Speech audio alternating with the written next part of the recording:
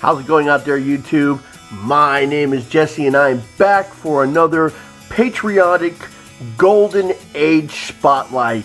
That's right, I said for the month of June I would be doing nothing but patriotic superheroes while we lead ourselves down to the first patriotic superhero in the comic books. That one I will be doing on the 4th of July. We'll do an in-depth review. And for this video, I am wearing the Dallas Cowboys again because they are America's team. And this spotlight video, we are going to be doing two patriotic superheroes. Both of them are Golden Age, one male and one female this time. We've got Captain Freedom and Patriot. Let's get started. Coming in first, Captain Freedom. Captain Freedom, Dawn Wright, first appeared in Speed Comics number 13 in 1941. The original publisher was Harvey Publications.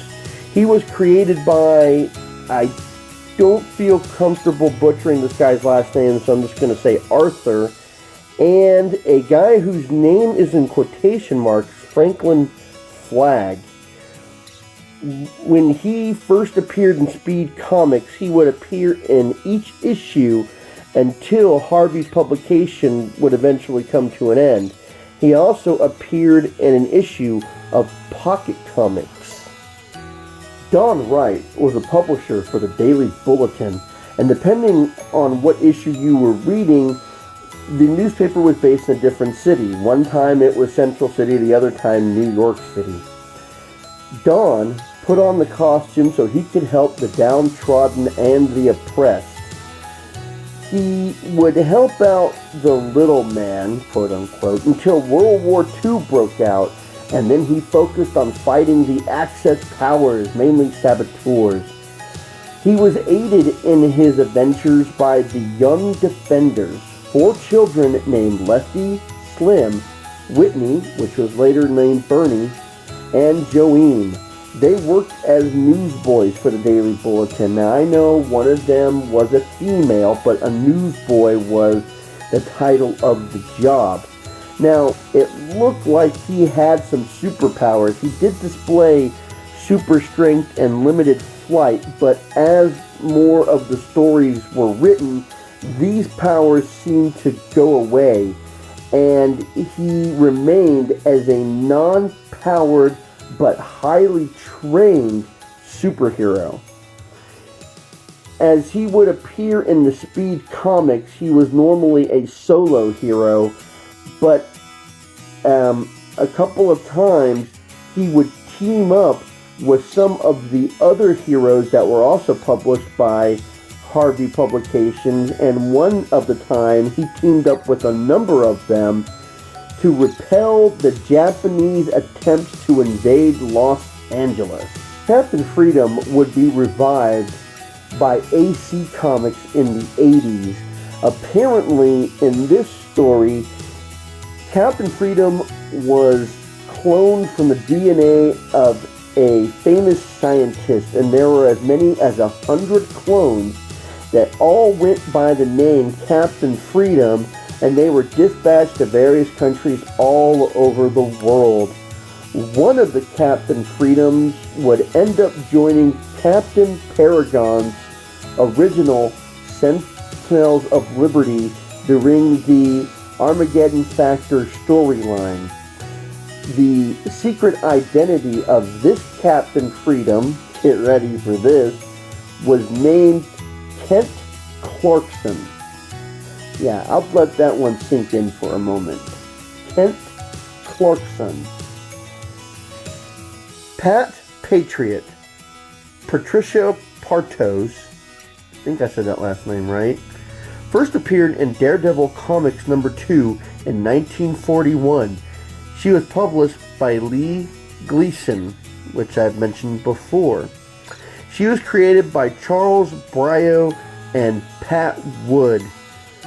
She would not be picked up by any other publications after she fell into the public domain. She did not have any superpowers, but she was skilled in fighting. Her enemies were pretty much just Nazi saboteurs. Patricia worked at an airline plant where they manufactured parts for the war effort. After one of her colleagues collapsed, she brought to the attention of her foreman the unsafe working conditions. The foreman, being abusive, decided not to listen to her and fire her instead. That night, she took part in a stage play where she played a female counterpart to Uncle Sam. This was in a way of rallying the troops and keeping America invested in the war.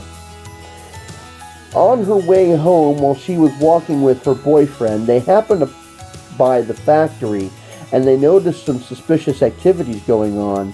When a goon told them that they needed to beat it, she got suspicious and knocked out the goon with a single punch. She went and snooped around the factory and discovered that the foreman that she used to work for had a smuggling ring where they were getting the airline parts to the Axis powers. She intervened and brought them to justice.